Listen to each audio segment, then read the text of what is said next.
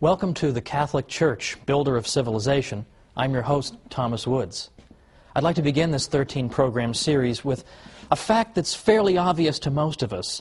There's a bit of a double standard in the world when it comes to the Catholic Church. You can say anything you like about the Catholic Church, your career won't be over, no one will care, there'll be no candlelight vigils or hunger strikes. You say anything you like about it, and that's just fine. If anything, you'll be even more welcome in fashionable circles than before. So, what's the result of that? The result is that you can get away with saying the most absurd, ludicrous things about the Catholic Church. And people believe it. People are inclined to believe every ridiculous calumny against the Catholic Church. But worse still, some Catholics themselves, I think, have begun to interiorize some of these criticisms. And deep down, I think they themselves wonder, has the Church really been a positive influence in history, after all? Hasn't she been responsible only for repression and ignorance? And hasn't she been an opponent of the sciences? We've all been taught to believe this. It would be a miracle if people didn't believe it. But it's not true. And in this series we're going to show why it's not true, and we're going to show the true glory of the Catholic Church. Now, the attacks on the Catholic Church and on religious belief in general have accelerated just over the past 5 years or so.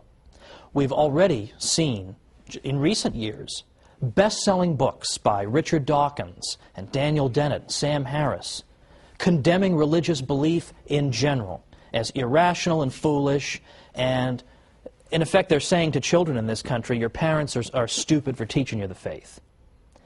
Worse than that is that after the July 7th, 2005 bombings in London, what we began to see is this trend, that Islamic terrorism is now giving intellectuals an excuse to oppose all religion. The argument being that all religion is irrational, all religion can give rise to violence, so it should all be condemned. So, for example, in Scotland's Sunday Herald, we read Muriel Gray saying, "The cause of all this misery, mayhem, violence, terror, and ignorance is, of course, religion itself." And she called religion Dark Ages nonsense.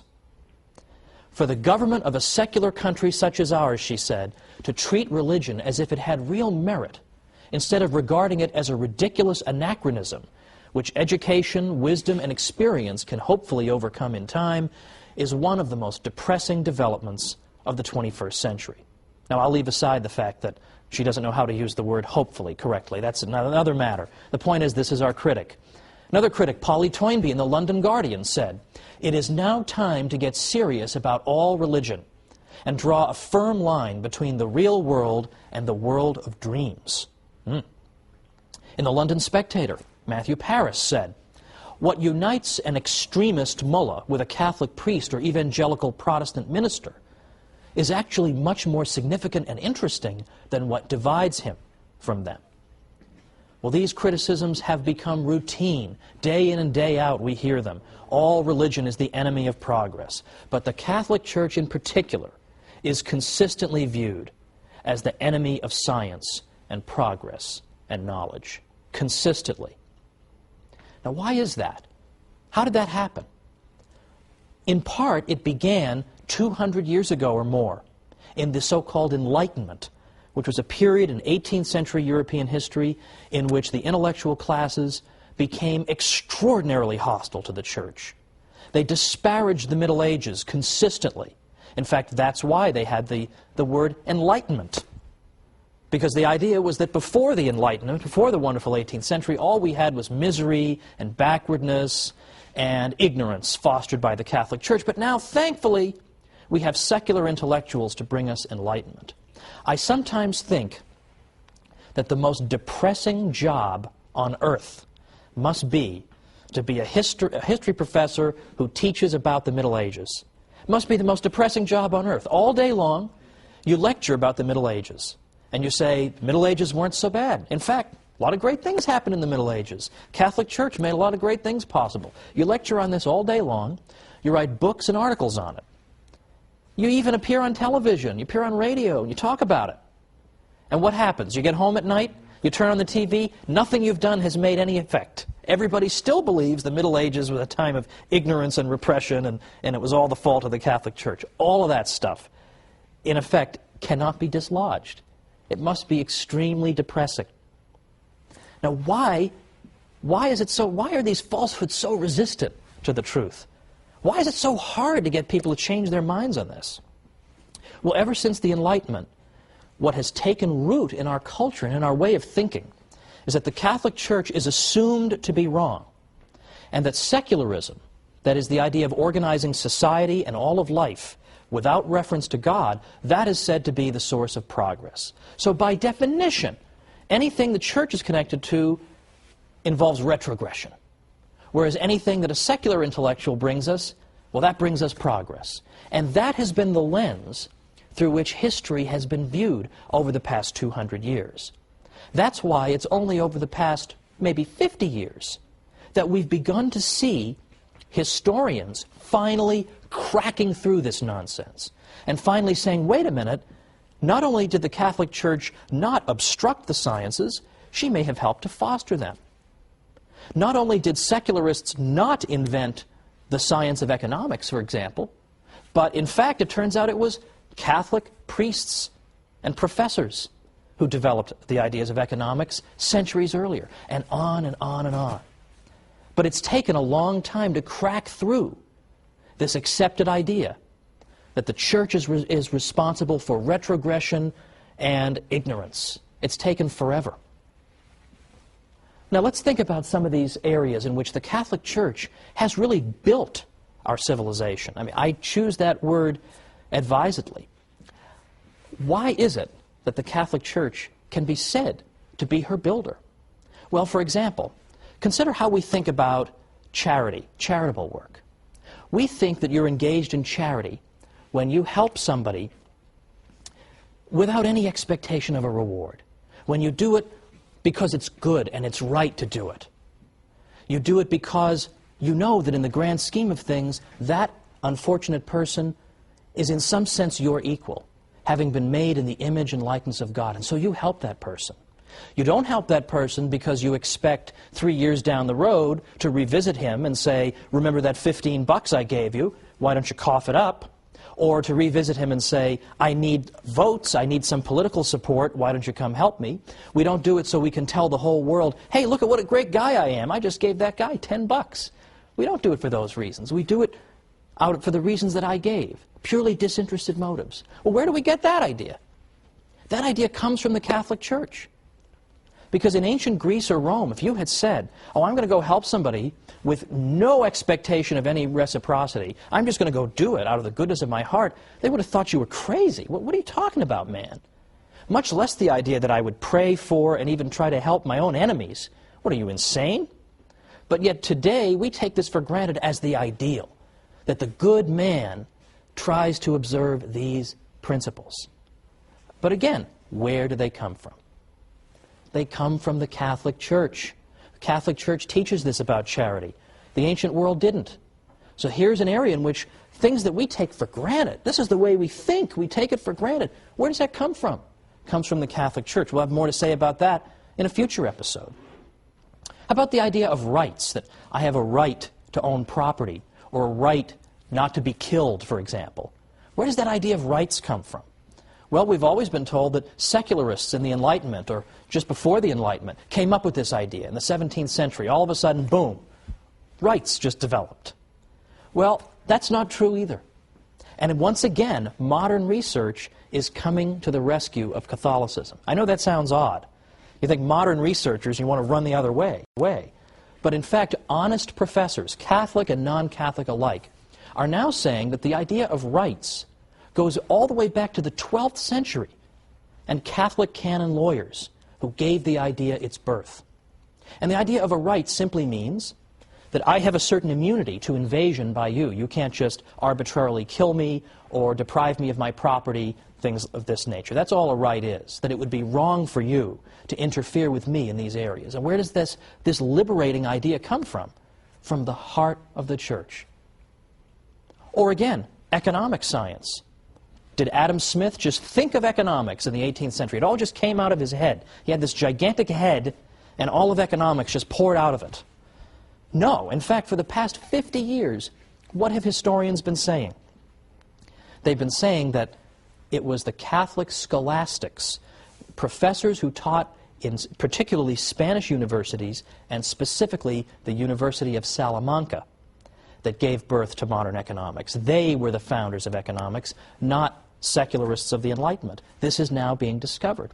On the wall of my office, I have a framed picture of the University of Salamanca. Now, most people would come in and say, "What's the matter with you, man? Why would you, of all universities, pick this one?" It's because I know that this is where economics was given birth. And if you're a geek like me, you're very interested in and you love economics.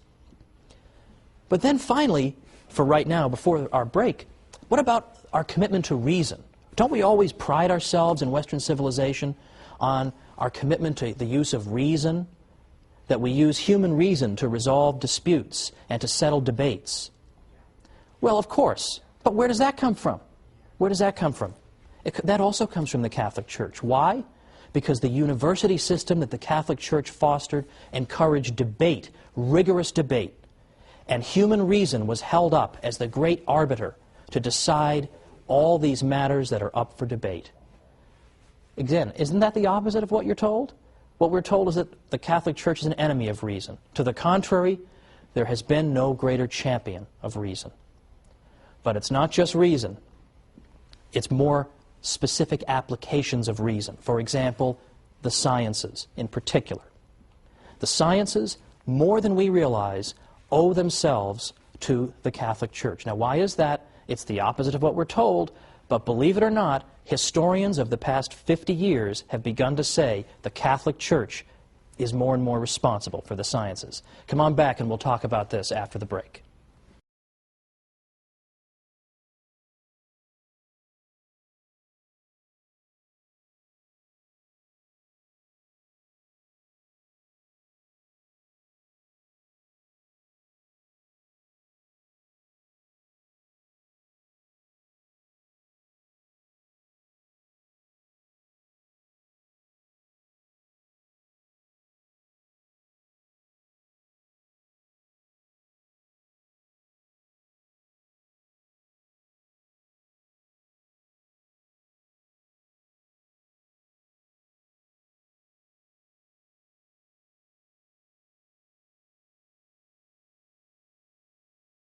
Welcome back to the Catholic Church, Builder of Civilization. I'm Thomas Woods. Before the break, we were talking about all these areas in which the Catholic contribution to our civilization has been indispensable, but in which it's largely neglected. How many of the facts that we've uncovered even up to now are covered in schools on a regular basis? Do I even have to ask that question? But I teased you a little bit with the idea of the Catholic Church as having helped to give birth to science in Western civilization just before our break here. What did I mean by that? Well, I'm going to tease you a little bit again, because by next time we're going to get into the sciences in real depth, the next 3 episodes, in fact, because here I think we have the aspect of Catholic history that is most often mangled and distorted, and most often used, I think, as a bludgeon with which to beat the Church over the head. And I want to show that this is largely without merit. What I at least want to tell you for now is that it really is true that over the past 50 years, scientists who write the history of science have begun rethinking the old arguments against the Church and said, you know what, on second thought, the Church actually did very important things. There's a reason that science took root and then was sustained for so long in Western civilization, whereas it wasn't in others. And this, it turns out, is not in spite of the Catholic Church, but in some ways because of it. Now, 100 years ago, it's true, you would have read a book by Andrew Dixon White called, that refers to the alleged warfare between religion and science in Western civilization. Today, White's book is considered almost laughable among professors. It's so out of date and so ludicrous. Today, you have professors like Edward Grant writing Cambridge University Press books. You've got Thomas Goldstein, A.C. Crombie, David Lindbergh, and many besides. And what they all agree on is that you can't just say the Church was an opponent of the sciences. To the contrary, there were aspects of Catholic thinking that were indispensable for the development of science. And we're going to get into specifically what were those. But right now, I want you to know that this old myth is being overturned by professors. Unfortunately, the findings of these professors have not managed to trickle down to the general public yet. This is what we're going to try to do on our series. Let me give you, by the way, an example of a typical story that people have been taught to believe about the Catholic Church, and then consider why it is they so readily believed it when there isn't even a stitch of evidence for it. And here's an example that I think even many people in the viewing audience might have believed, that I myself believe. I have no reason to think otherwise. And that's the idea that Christopher Columbus, when he engaged in his famous voyages, was actually seeking in part to prove that the Earth was not flat, but rather spherical. Now, we've all heard the usual story that Columbus was warned. No, Columbus, no, don't go sailing that far. You're going to fall off the edge of the Earth. Don't you know that? The Earth is a big flat disk, and you're going to fall off the edge and get eaten by dragons, or giant radioactive spiders are going to eat you, something like that. He was warned about all this. Don't do it. Well, he did it anyway, and this goes to show how brave and wonderful he was. Now, I don't dispute that Columbus was indeed a brave and skilled navigator. But Columbus himself, were he here today, would tell you that he was not seeking to prove the Earth was spherical. Why? Because everybody already knew it. Everybody already knew the Earth was a sphere. In effect, no educated person in Europe believed the Earth was flat. That is a myth. That's an almost absurd myth. In fact, just try to go back and find anybody in the history of Christendom who believed in a flat Earth. Just look for them. If everybody believed it, that shouldn't be so hard. And yet you can't find any examples. Well, I correct myself. You can find two examples of people you've never heard of. Lactantius, for example, from the late 3rd and early 4th centuries. He had no influence on anybody, and in any event, he was speaking more allegorically than anything else. The other person who seems to have believed it was a 6th century figure named Cosmas Indicopleustes. You ever heard of him? Neither have I. And neither had anybody in Western Europe. Cosmas wrote in Greek. By the time you get to that period of time, hardly anybody in the West speaks Greek. Pope St. Gregory the Great, for instance, who was Pope from 590 to 604, already he doesn't even speak a word of Greek. So hardly anybody could have read Cosmas. He wasn't translated into Latin until 1706. So anybody who may have taught a flat Earth had an audience of about 1 or 2 people, had no influence on anybody. The fact is, everybody understood the Earth was a sphere. The reason people were reluctant to sponsor Columbus wasn't that they were afraid he was going to fall off the edge. The reason they were afraid to do it was that they thought he had very much underestimated the size of that sphere. Columbus was saying, oh, don't worry about it. It's not a very big Earth. I'll just sail right around. I'll be right back. It'll be fine. But they were saying to him, no, the Earth is several times larger than you think it is, and you're just going to starve to death. You're going to sail, and you're going to sail, and you're going to sail, and you're not going to be any land. Well, luckily for Columbus, a couple of continents managed to spring up, quite contrary to his expectation, and thankfully for him and for his crew. But that was why they didn't want him to go. It wasn't because they thought he was going to fall off the edge. Now, I realize that is so much the opposite of what you've been told. You almost think that I must be making this up, right? I'm sure people believed in a flat Earth, but I promise you they didn't. And there's actually a whole book that was written to answer the obvious follow-up question. If nobody believed in a flat Earth, how did this myth ever get started? And the answer comes in a small book by a guy named Jeffrey Burton Russell. He wrote a book called Inventing the Flat Earth. And what he found was that it was a very, very tiny group of intellectuals in the 19th century who gave birth to this myth. And they did it because it made the Catholic Church look ridiculous. Because it made the Catholic Church look ridiculous. Because in the 19th century, there was a lot of debate and dispute with the Church about Darwin and other matters. And the idea was that if we can portray the Church as being so ridiculous that it used to actually teach the Earth was flat, then we can show that she is an utterly contemptible opponent. So they invented this story to cast the Church in an absurd, ridiculous light. I am sure they had no idea the longevity of this myth, that in the 21st century people would still be taught it. I'm sure somewhere in the world right now as I speak, somebody's being taught the stupid Church taught the Earth was flat and brave, heroic Columbus proved them wrong. It just won't go away. But why won't it go away? Why does it have such staying power? And the reason is that it feeds into this Enlightenment stereotype, right?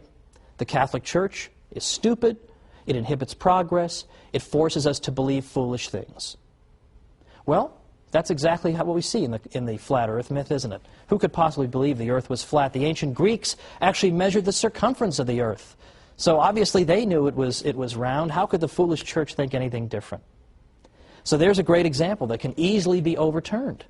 But it hasn't been overturned because it serves a purpose. If you tried to invent some myth today about any famous person you could think of and say that so-and-so believed such and such, it would last for about 3 seconds. But people believe what they are prepared to believe. And people are prepared to believe the worst about the Catholic Church. So the point of the series, the point of the next 12 weeks in which I'll be joining you, is to go after not simply these little myths, but to build up an edifice to show the glories of the Catholic Church. Not simply to say, well, the Church didn't really do this, or the Church wasn't really so bad over here. We're not going to make any progress if our message is, the Catholic Church, not as bad as you thought. We need something a little more vigorous, a little more vigor in our message. We need instead to say, it's not simply the Catholic Church isn't as bad as you thought, or she didn't really teach the earth was flat. We can't win by always running around putting out fires. Nobody ever built a house by putting out fires. Fires have to be put out, it's true. But we understand that we can't build if that's what we're always doing. If we're always letting opponents of the Church define the debate for us, then we're always going to be on the defensive. And it seems to me, given the state of our civilization, that it's about time that we went, shall we say, on the offensive. And we showed people all the glories of the Church, and we showed them all this hidden history. So we don't have to say, oh, we're not really as bad as you think. We're far more glorious than we ourselves even realize. And we are going to be up against, well, frankly, very, very influential people in this world. I'm sure many of you remember that the European Union's Constitution excludes all mention of the Christian influence on Western civilization. How willfully blind would you have to be, surrounded by cathedrals and religious artwork and the fruits of what the Church has given us? How blind would you have to be not to mention that the Church had a little something to do with building this civilization? No. Instead, the European Union Constitution begins and ends with the idea that Western civilization, that comes to us from ancient Greece and Rome, and then from the Renaissance and the Enlightenment. And that 1,000-year period in between, well, I don't know what was going on. Apparently nothing much. That's the standard view, and that was the standard view many people had up until, as I say, as recently as 50 or 100 years ago. But today, any medieval historian worth his salt knows this is a whole lot of nonsense and would reject it with a laugh. But yet, the architects of the European Union exclude mention of the Church or of Christ from their founding document. It isn't that they're stupid. If it were just a matter of stupidity, that would be easily overcome. We just come back with the facts and that'll be the end of it. It's that they're hostile to the Church. I mean, what could be more obvious than that? Look at what the European Union is up to half the time. Do they seem like pious Catholics, most of these people? They have no interest in spreading the truth about the Church. And that's why we as Catholics are under a particular obligation. We have to learn what we can about our faith. And we have to go and spread it. And we have to go and tell people the real history of the Catholic Church, because if we don't defend ourselves, nobody's going to do it for us. I actually wrote a book called How the Catholic Church Built Western Civilization, because I thought it was about time that we told our story. And that's what I'm going to spend the next 12 episodes doing, is telling our story. But for next time, we're going to start 3 programs on the subject of the Church and science. And you're going to have more ammunition than you're going to know what to do with by the time we're done with the next 3 episodes. Because did you know, for instance, that the Jesuits, the Society of Jesus, did you know that they were so accomplished in the sciences that right now 35 craters on the moon are named after Jesuit scientists? Did you know that 1 out of 20 of the greatest mathematicians who ever lived belonged to the Society of Jesus? Or that the Jesuits helped to found and then became the greatest practitioners of the study of earthquakes, seismology. And we can go on and on and on. Atomic theory, the study of ancient Egypt, the study of physics, and I can go on and on. There are so many ways in which the Catholic Church contributed to the sciences. So join me next time for the Catholic Church, Builder of Civilization. Welcome to the Catholic Church, Builder of Civilization. I'm Thomas Woods. It comes as a surprise, doesn't it, to learn that the Catholic Church may have had a positive role in the development of science, right? Because we're all taught from birth the exact opposite. In school, in the media, in movies, scientists are always brave martyrs against the ignorant church that wants to suppress their findings. Well, you might be excused for this view if you lived 100 years ago, because then the dominant book on the subject was written by a fellow named Andrew Dixon White. I mentioned him in our first program because he wrote a book called A History of the Warfare of Science with Theology in Christendom. This became the defining volume on this subject. But it is full of nonsense. In fact, it turns out that in White's book, you actually read that the Catholic Church taught that the earth was flat. Now, we saw last time there is not the tiniest stitch of evidence for that. But White, anxious to portray the church as silly and backward and ridiculous, simply repeated what other historians had said without bothering to investigate it. That was the quality of his book. Since then, White's book has been so dramatically overturned that you'd think we'd be reading something about it. We'd hear, hey, the Catholic Church, after all, played an important role in the sciences, but instead, we hear only crickets. There's no real anxiety, there's no anxiousness to get to the truth in this matter. I wonder why that is. Well, there are a lot of modern historians who, unlike Professor White, are still alive and who are doing work right now and who have concluded that, in fact, the Church has played at least some kind of positive role, and some scholars even go so far as to say that the Church had certain ideas that were indispensable to the development of science. Well, that's the opposite of what we hear, right? But you have scholars saying this all the time. Thomas Goldstein, Toby Huff, A.C. Crombie, Edward Grant, David Lindbergh, Professor Heilbronn at Berkeley, and many others. So what are they saying? And how dare they say this? Don't they know the Catholic Church is nothing but an oppressor of the geniuses of the world? Well, let's look at some of the claims that these new historians are making. And by the way, they are not all Catholic. Some are Catholic, some aren't Catholic. I've deliberately gone out of my way to consult historians of science who are non-Catholic, some of whom are even anti-Catholic, in order to show that this is for real. This isn't a bunch of Catholics writing some books to make the Church look good. This is the consensus among professionals today. Now, one of the most important principles that the Catholic Church contributed to the development of science comes from a biblical verse that was one of the most frequently quoted in the whole Middle Ages. And that verse is Wisdom 11:21. And that verse tells us that God has ordered all things according to measure, number, and weight. Okay, so that doesn't sound explosive right off the bat, but I promise you it is. God has ordered all things according to measure, number, and weight. What did people take that to mean? They took it to mean that the universe God has created is orderly. It makes sense. It's intelligible to our minds. It's mathematical. It's ordered according to patterns, measure, number, weight. There is something mathematical about the universe. St. Augustine, for example, said God is like a great geometer. He's a great practitioner of geometry.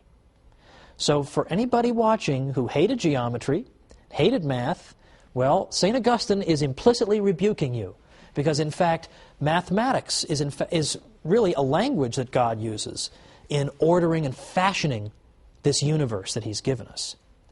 So the Christian tradition, through this wisdom verse that was quoted all through the Middle Ages, dramatically amplifies an existing tradition in the West, going back to the 6th century BC, and the great pre-Socratic philosopher and mathematician Pythagoras. In the 6th century BC, Pythagoras had said, you know what the universe is made of? It's not made out of air or water or earth, as some of his contemporaries had said. It's made out of numbers. That's the fundamental constituent of our universe. Not physical stuff, but numbers, math. Math is everywhere. And this Christian tradition, building on Wisdom 11:21, took Pythagoras' obscure insight and in effect developed a whole civilization around it. That's pretty important. And in fact, even scientists who may not have given the matter a second thought lived in a civilization in which the orderliness of the world was taken for granted. So, for example, let's consider the gentleman who drew up for us the first periodic table of the elements, Dmitri Mendeleev. He so believed that the universe was orderly that when he began arranging the elements, and perhaps you've seen the periodic table of the elements, got all the constituent parts of our world, and they're listed according in rows, and then a series of rows creates columns. And he found that elements that were next to each other on the table possessed similar characteristics. Well, then he got to about element number 21, and there was a gap there. He couldn't find an element that should fit there. But he said, the relationships keep working if I skip number 21 and I keep going. But so convinced was he that something had to go there. So convinced was he that God couldn't have given us this universe, or that he couldn't believe we could live in a universe where there'd be a big gap on the periodic table. There had to be something that belonged there. So he predicted, well, someday we'll discover an element that goes there. I mean, what nerve the guy has to say, of course we'll find something to fit into the gap on my chart. But sure enough, what did they find? 10 years later, the element scandium was discovered. Where does it go? It's atomic number 21. So this is a key feature of our civilization. And in fact, the scientific method cannot be pursued unless you believe the universe is orderly. Because what do you do in the scientific method? What's it all about? The scientific method consists of gathering data about the world around you, and then studying that data, looking for patterns, trying to understand it, and then developing hypotheses about the data. Why do I think thus and so is occurring? And then devising experiments to then confirm or disconfirm my various hypotheses. Now, you cannot follow those steps unless you believe the universe is orderly. Because I have to be sure, I have to have a confidence that if I run the same experiment multiple times under the same conditions, I will get the same results. Now, if I live in a disorderly universe, I have no right to expect that. Maybe 6 times when I drop something, it will fall to the ground, but maybe the 7th time, the object will turn into Elvis. How do I know? If I don't live in an orderly universe, I have no right to expect that. And if I don't live in an orderly universe, I can't even begin to do science. I can't even begin to find patterns in the universe if I don't expect them to be there. This is essential for science. And in fact, Albert Einstein even said, it's a miracle that the universe is orderly. We have absolutely no right to assume that. And in fact, many civilizations did not assume it. They did not assume it. Ancient Babylon, for example, the Babylonians did not assume the universe was orderly. It was completely chaotic. Did science get started among the ancient Babylonians? The question answers itself, doesn't it? So these are essential points. These are essential points. That the universe is orderly and mathematical. Now, that does not mean that the universe is so orderly that God can't perform miracles, that would somehow violate the order of the universe. Of course, as Catholics, we believe in miracles. God can perform miracles. Of course we believe that. But understand what that means. You can only recognize a miracle if it takes place against a backdrop of order. If we lived in a completely chaotic universe, recognize a miracle if it takes place against a backdrop of order. If we lived in a completely chaotic universe, how could we recognize a miracle? Everything would be a miracle. Everything's crazy and chaotic and doesn't follow any laws. So we recognize God's miracles because He performs them within a universe of order. St. Anselm very helpfully clarified this point. He said that God has His absolute power, or potentia absoluta for you Latinists, and His ordered power, or potentia ordinata. That is to say, sure, God has the raw power to turn that object into Elvis, But he also has his ordered power by which he behaves according to the laws that he's built into the universe, that it would not befit the dignity of our God for him to behave in such a whimsical way.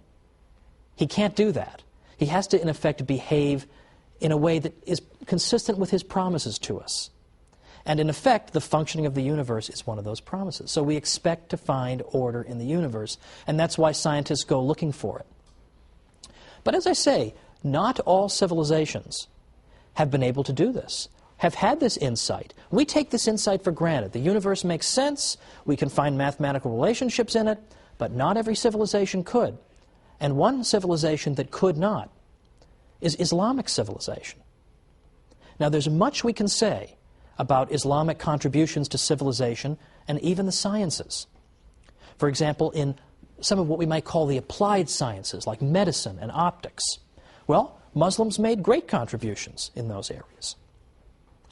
But in the more theoretical sciences, Islamic science, in effect, suffered what Father Stanley Yaki calls a stillbirth. It seemed like it was going somewhere, and then, boom, gone. And then today, of course, Islamic civilization is largely a backwater, scientifically. Now, why is that? Why did Islam suffer such devastation in terms of the sciences? One reason involves this matter of the ability to view the universe as being orderly. Islamic civilization could not do that. Because if you were to say that the universe is ordered according to certain laws that must be observed, that would be an insult to Allah, who may behave as arbitrarily as he wants. What looks like a law to you may just be one of his habits that he can discontinue at any time. Well, we got a break now, but come on back for some more myth-busting about the Church and science. Welcome back to the Catholic Church, Builder of Civilization. I'm Thomas Woods. Before the break, we discussed some forbidden truths about the Church and science. We know what we're supposed to say. We're supposed to say the Church has been nothing but an obstacle to the sciences. But that's not what professional historians of science are saying. And if you recall from our first episode, I mentioned that the most depressing job on earth would be to be a professor of medieval studies, trying to tell people that the Middle Ages weren't really so bad. Well, I think a good runner-up for most depressing job on earth would be to be a historian of science, trying to argue that, in fact, the Church had, by and large, a positive influence on the sciences. Even your fellow scientists aren't going to believe you, much less the general public. But yet you have an enormous amount of evidence that you can amass. And book after book after book is being written today, and yet you still can't crack through to the general public. One of the reasons I ended up writing a book called How the Catholic Church Built Western Civilization was that I was afraid that all these wonderful studies that professors are doing that are vindicating the Church aren't getting to the general public. People are still being taught the nonsense about the Church as an opponent of science. So now we've got to go and study this stuff so we can better defend ourselves. But let me tell you something. Today, if you were taking a course on the history of science, and some universities have that as a separate discipline, if you were taking a course in that and you said, oh, religion and science have been nothing but enemies over the years, you would be considered to have written, in effect, a fourth-grade term paper. Like, no one would take that seriously anymore. So let's return to our discussion from before the break, when I was saying that the key insight that allows a breakthrough in science in the West is the Catholic view of God as being orderly, a view that is derived principally, though by no means exclusively, through that wisdom verse, 11:21, that God has ordered all things according to measure, number, and weight.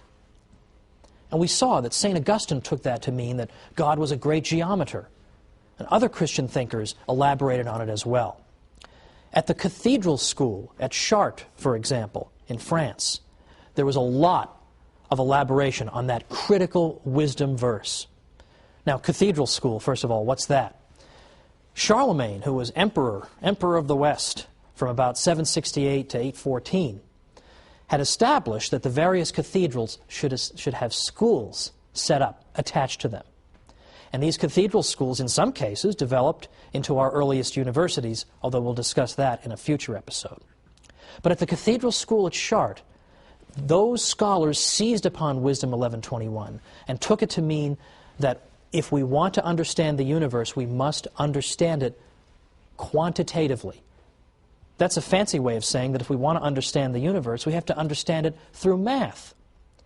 Well, that is actually an extraordinarily modern idea. The Cathedral School at Chartres was really at its peak perhaps in the 12th century, and yet it's got this fantastically modern idea that at least at some level the universe can and should be understood mathematically if we want to understand its workings and predict how it will behave in the future. We have to understand it through math.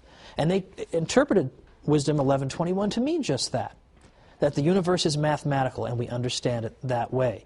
Because the Cathedral School at Chartres spread this idea far and wide that the universe is mathematical and should be understood through math, they are increasingly given credit as having helped to launch the scientific revolution centuries before it really began to take place in the 17th century.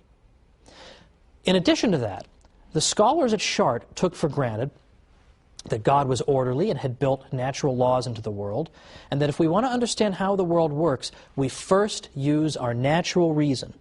And only when our natural reason breaks down do we then say we are faced with a miracle, we're faced with something supernatural, and we refer this to God.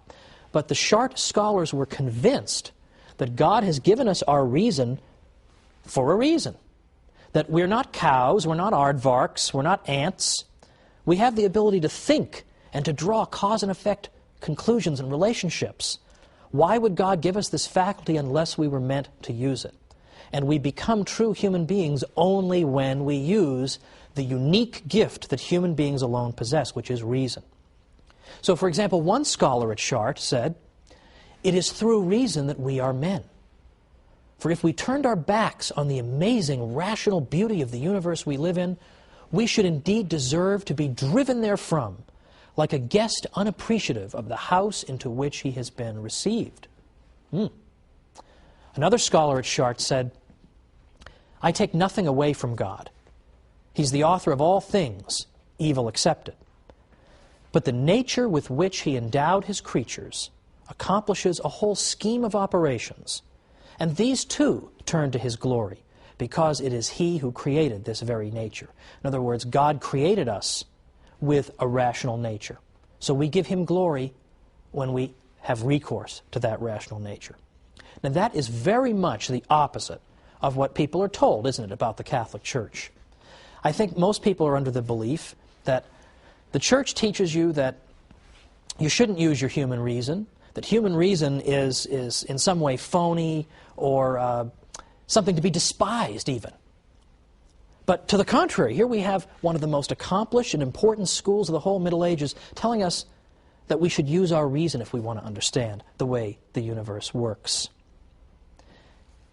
Now, from that, I return to the point that Chartres emphasized the mathematical nature of the universe, and in doing so, they gave birth to a central modern idea, that if you want to understand physical relationships and how the physical universe operates, you have to explain it mathematically. You have mastered the universe only when you have unlocked its mysteries through the language of mathematics.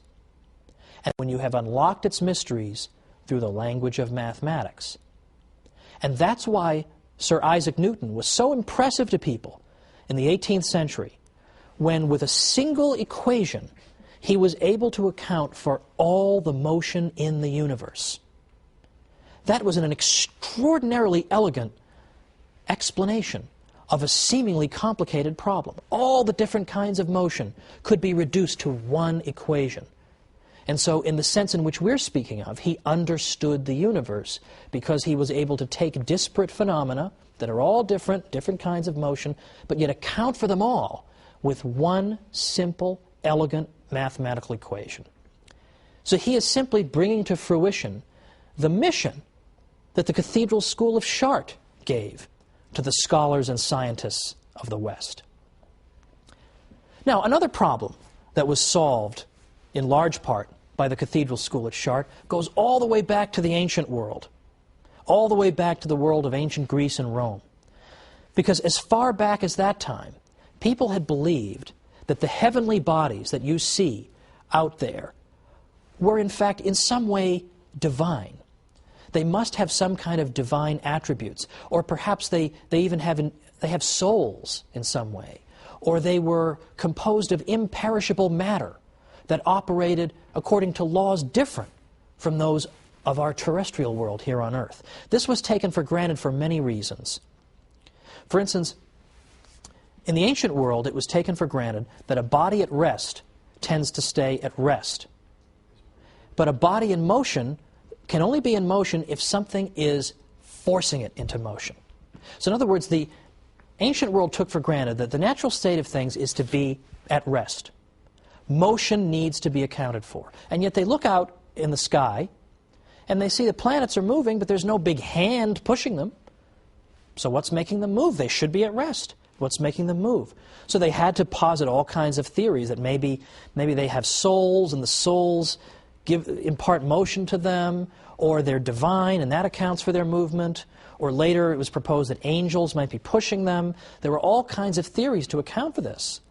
But it was taken for granted that there must be different rules governing motion in outer space and governing motion on Earth, because what's going on? Why do they keep on moving? They just couldn't figure it out.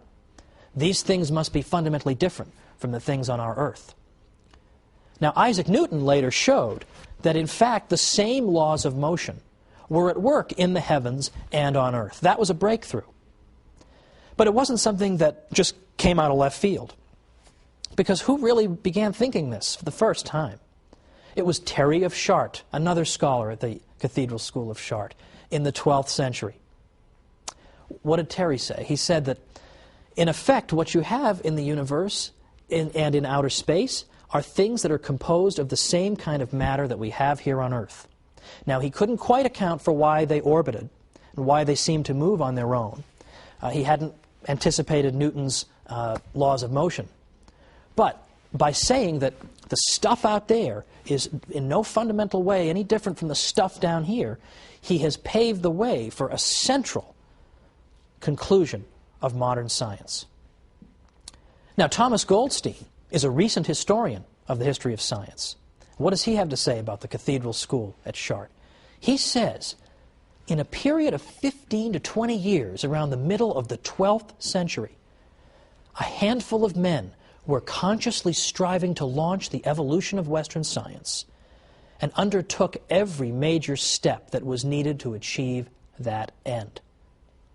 Goldstein even went so far as to say that someday Terry of Chartres will be viewed as one of the great founders of modern science. Now, can you believe that? There's a historian writing just in this generation.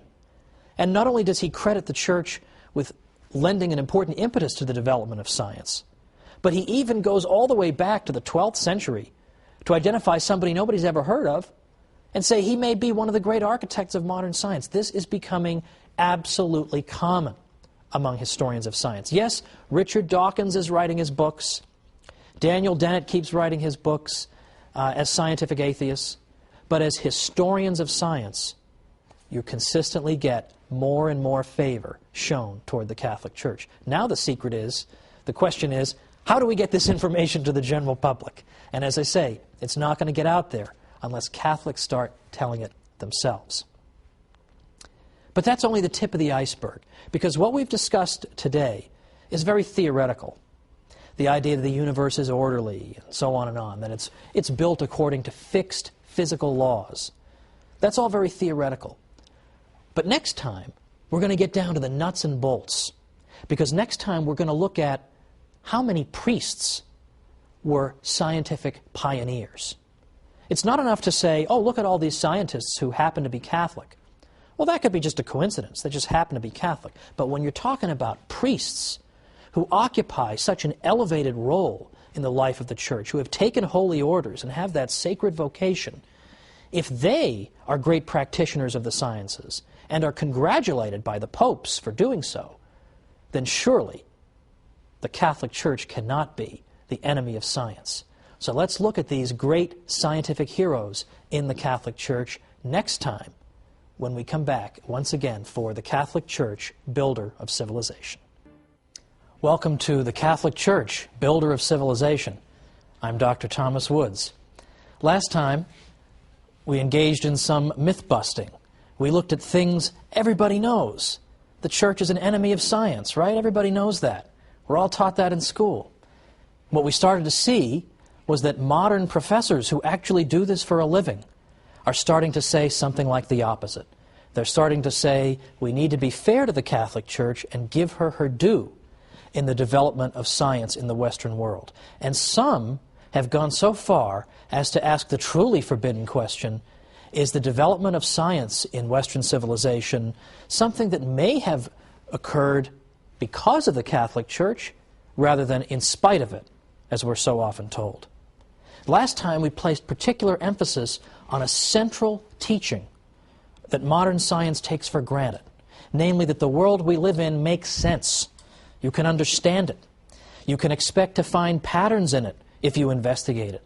You can expect to find mathematical relationships if you investigate it. In fact, you can hope to reduce the phenomena of nature to some kind of mathematical formula so as to understand it better and predict it better. Well, where did this crazy idea come from? It came right out of the Bible, with Wisdom 11:21 that tells us that God has ordered all things according to measure, number, and weight. And we saw that the early church fathers, the cathedral school at Chartres, and others besides took this to mean the universe makes sense, so let's go find out about it. Let's go study it. Let's go use the scientific method, gather data, formulate hypotheses, and then test those hypotheses. You can't do any of these things unless you already believe the universe makes sense and is orderly and follows consistent laws. And that idea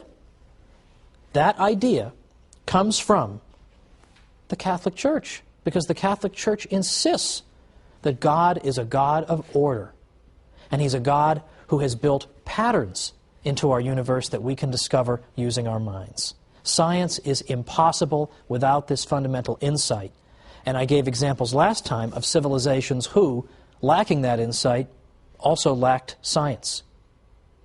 This time, we're going to talk a little bit more about specifics. We're going to name names today. We're going to look at specific people who were Catholics who pioneered in the sciences. And specifically, we're even going to look at people who invented things and who made discoveries that we take for granted today, but that are typically forgotten or left out of the standard textbook treatment. So, for instance, I don't think it's particularly well known that 35 craters on the moon are named after Jesuit scientists and mathematicians. I also don't think it's particularly well known that when you look at the history of mathematics, a great many of the greatest mathematicians who ever lived were Jesuits. People don't realize that. Is that taught in school? Not usually. But it's very interesting that in the early 19th century, when an early historian of mathematics set about chronicling the 300 or so greatest mathematicians of the previous 27 centuries, so going back to 900 BC, and then going to his day about 1800 AD, those 27 centuries, he found that of the 300, about 5% were Jesuits. Now, consider how significant that is. The Jesuits were around for only little over two of those 27 centuries. Because the Jesuits, remember, were founded in 1540, and then they were suppressed briefly in the 1770s. So a little over 2 centuries, and yet still, in an impartial compilation of the greatest mathematicians of all time, it turns out that 1 out of every 20 belongs to this single order of Catholic priests. Well, again, rather significant, is it not? But we'll leave even the Jesuit accomplishments to the side now. Let's mention Roger Bacon, a great 13th century figure. Roger Bacon was a Franciscan who taught at Oxford and who's been considered a forerunner of the scientific revolution. Roger Bacon emphasized the importance of experimentation and observation. These are the key aspects of modern science, that we don't simply rely on what other people have said. Well, Aristotle was really smart, so we'll just sort of more or less go with him. We have to verify scientific conclusions on the basis of either our own observations or on the basis of experiments by people who are carrying them out according to the sound principles of scientific method. Now, Roger Bacon consistently emphasized this, and he said, Without experiment, nothing can be adequately known. An argument proves theoretically, but does not give the certitude necessary to remove all doubt. Nor will the mind repose in the clear view of truth unless it finds it by way of experiment. Well, there is a scientific turn of mind right there with Roger Bacon in the 13th century at Oxford. Among other things, Roger Bacon identified the following as obstacles to the transmission of truth: uninstructed popular opinion and long-standing but erroneous custom. Well, all of these, both of these things, I think, the church is usually accused of encouraging. Well, you're just going along with what people say, or you're trying to form what they think. You're trying to get them to believe crazy superstition. But in fact, to the contrary, Roger Bacon is saying these are the things we have to try to avoid. We have to use experimentation and our own observation, because maybe what people believe is untrue. We need to verify things using experiment. Or St. Albert the Great, who taught at the University of Paris. One of his students was St. Thomas Aquinas. St. Albert, according to the Dictionary of Scientific Biography, was proficient in all branches of science. He was one of the most famous precursors of modern science in the High Middle Ages. That's why in 1941, Pope Pius XII named him the patron of all who cultivate the natural sciences. And well, he should. In fact, he was so prolific, his output spanned so many disciplines, that even people who despise the church continue to admire Albert the Great, Albertus Magnus. The aim of natural science, he said, was not simply to accept the statements of others, that is, what is narrated by people, but to investigate the causes that are at work in nature for ourselves. Well, there you go. Now, let's get down to some brass tacks here, though. Let's move further toward the present and consider some long-forgotten names. For example, Father Nicholas Steno was in fact considered to be the father of stratigraphy, which is in fact the study of the layers of the Earth's surface. And geologists need to know Steno's principles. He later became a Catholic priest, and in the late 1980s, he was beatified by Pope John Paul II, who praised him for his sanctity and his science. I'd like to focus specifically, though, on the Jesuits, because they, I think, have been criticized like no other religious group in the Catholic world over the centuries. They've been thrown out of countries, they've been banned, they've been suppressed, they've been imprisoned, they've been killed. It's unbelievable, the calumny against the Jesuits. And yet, and here I'm quoting an expert on the Jesuits who has no axe to grind in this one way or the other, the Jesuits by the 18th century had contributed to the development of pendulum clocks, pantographs, barometers, reflecting telescopes and microscopes, to scientific fields as various as magnetism, optics, and electricity. They observed, in some cases before anyone else, the colored bands on Jupiter's surface, the Andromeda Nebula, and Saturn's rings. They theorized about the circulation of the blood independently of Harvey, the theoretical possibility of flight, the way the moon affected the tides, and the wave-like nature of light. Star maps of the southern hemisphere, symbolic logic, flood control measures, introducing plus and minus signs into Italian mathematics, all were typical Jesuit achievements. Now, I'm sorry to sound like a broken record, but how often are students taught this in school? Never. It's not like they're taught it a little, or once in a while they hear about this. They never hear it. They never hear it. I've never seen a Western civilization textbook that takes note of this phenomenon. Not one. And believe me, over many an anguished night when I was a professor in New York, I would search through Western Civ textbooks, one after the other. Which one of these can I assign in good conscience? And it was hard to find any. So what I wound up having to do, in case you're wondering, is assign a not-so-good textbook, but then also assign my own How the Catholic Church Built Western Civilization. And I took some comfort in knowing that, okay, maybe the students won't read my book, but these are the same students who won't read the textbook either. And so one encouraging thing about the fact that we live in a world in which students don't read is that they won't be reading the propaganda either. And so it'll be easier for me to de-brainwash them because they won't be reading anything. They won't be reading anything to contradict that. They'll actually finally get to hear the truth for a change, unmediated.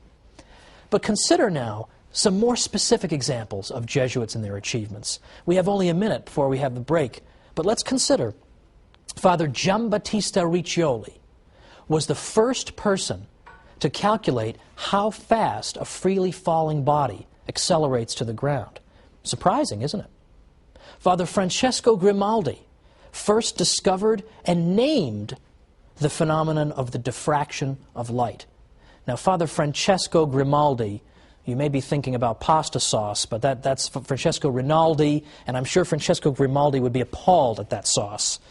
But what's interesting about the two of them is that they worked together to produce a selenograph, which is a detailed description, or a detailed map, in effect, of the surface of the moon, depicting all the various aspects of it. And their selenograph adorns the entrance to this day to the National Air and Space Museum in Washington, D.C. These were not stupid idiots.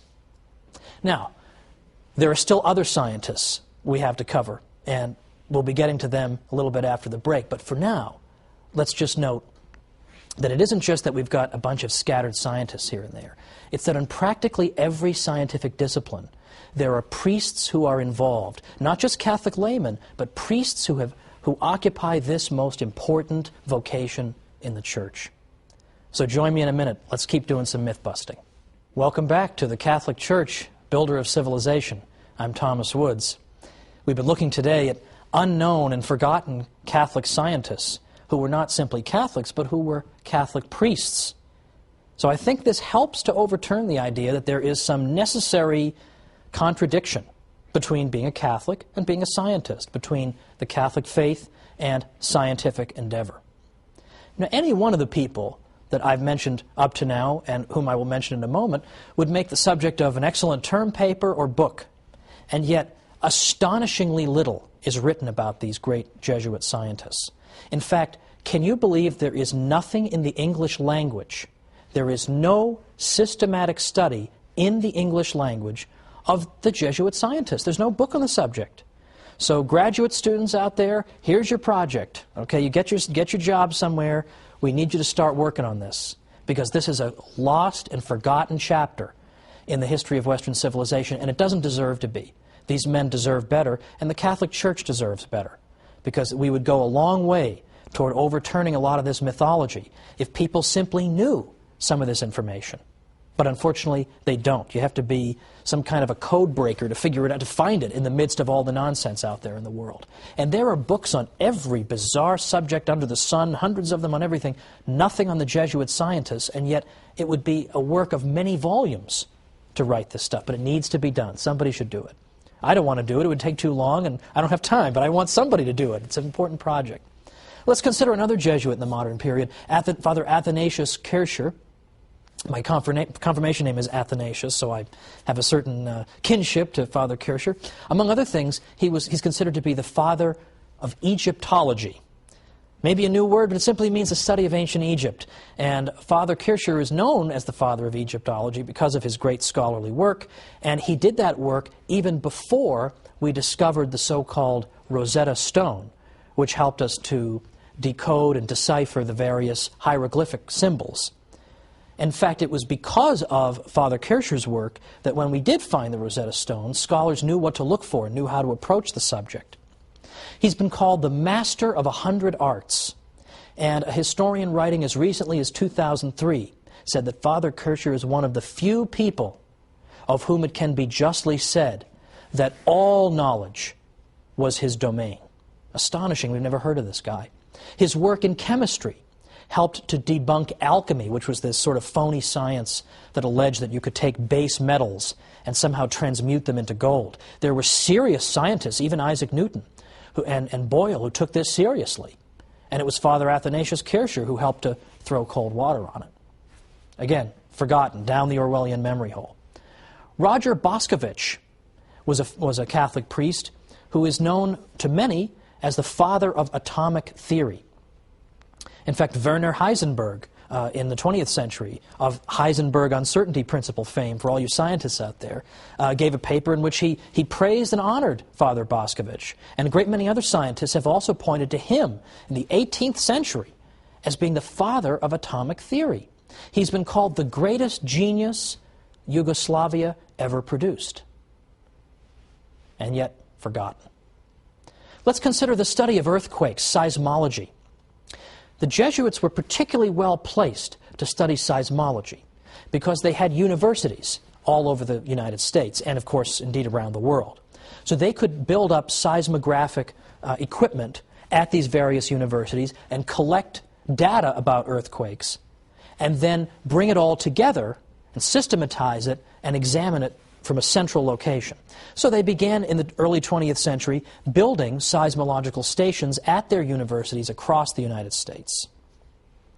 Now, let's also consider, by the way, that it was a Jesuit who wrote the very first book on seismology in the United States. The first textbook on seismology in the United States was written in 1936 by Father J.B. McIlwain. Father McIlwain, by the way, has a medal named after him. Every year, the American Geophysical Union awards a medal to an aspiring young geophysicist. And that medal is named after Father McIlwain, the great Jesuit who wrote the first such textbook in America and who also served as the president of the American Geophysical Union. For these reasons, the study of earthquakes, or seismology, has become known as the Jesuit science. Now, do people know about this? No, but should they? The question answers itself.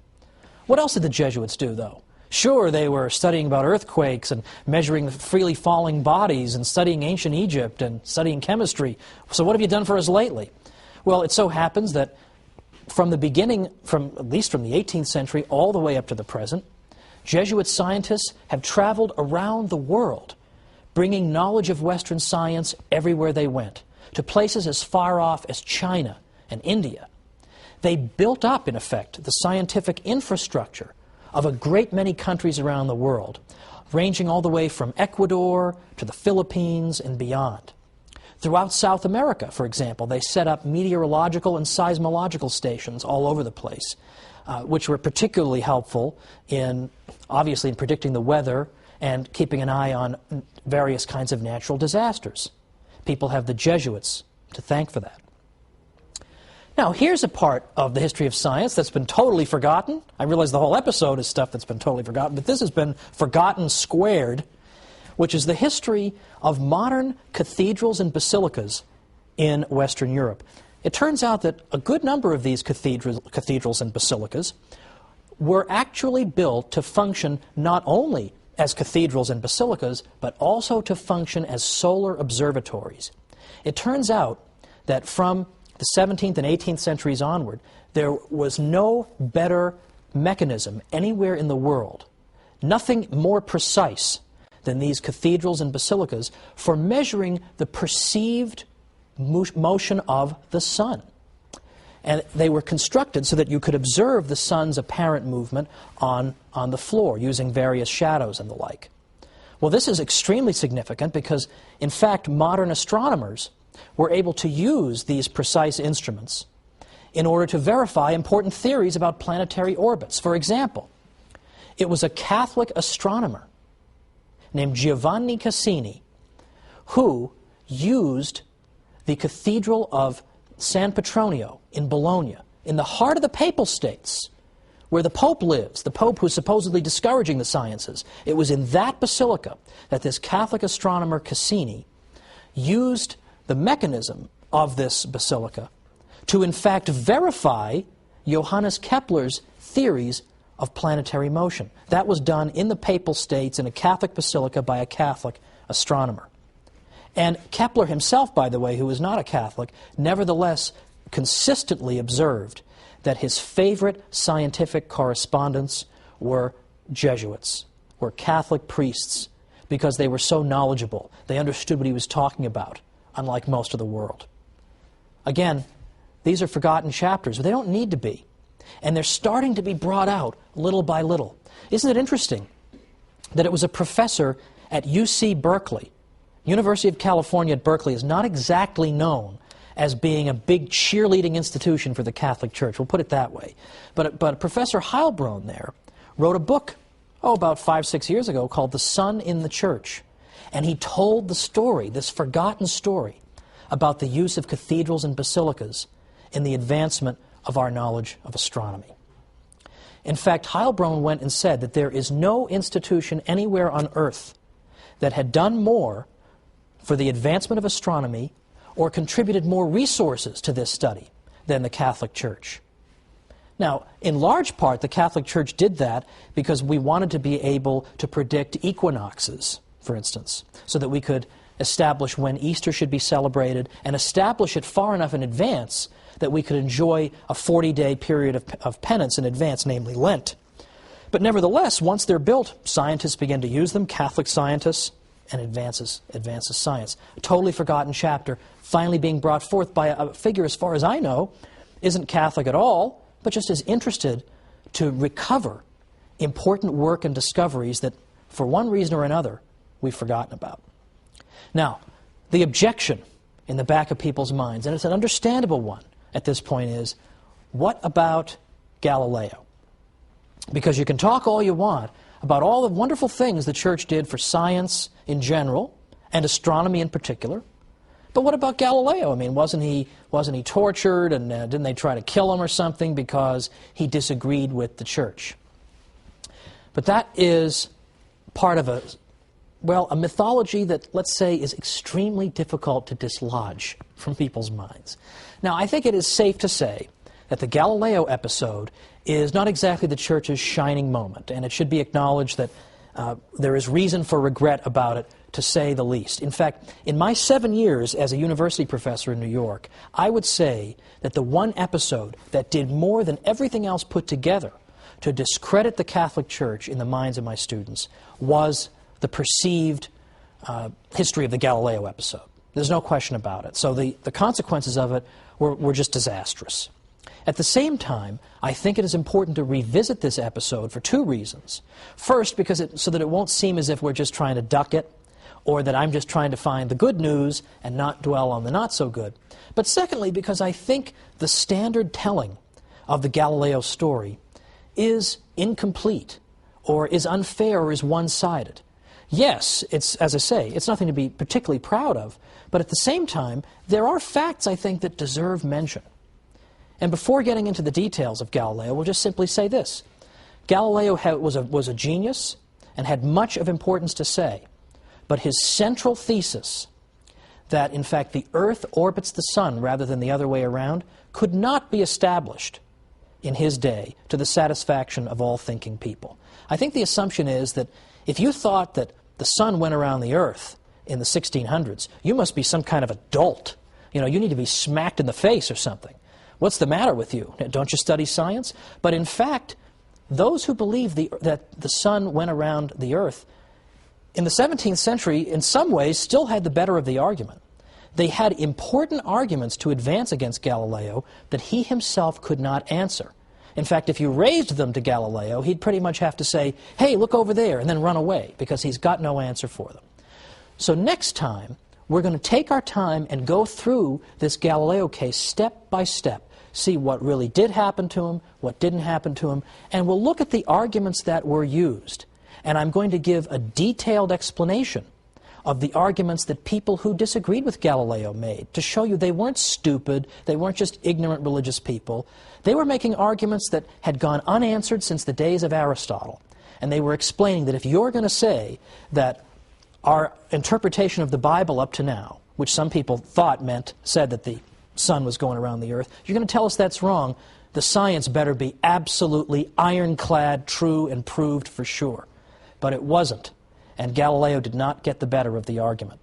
So that's where we're going to pick up next time. Let's look at Galileo and see what really happened next time on the Catholic Church, Builder of Civilization. Thanks.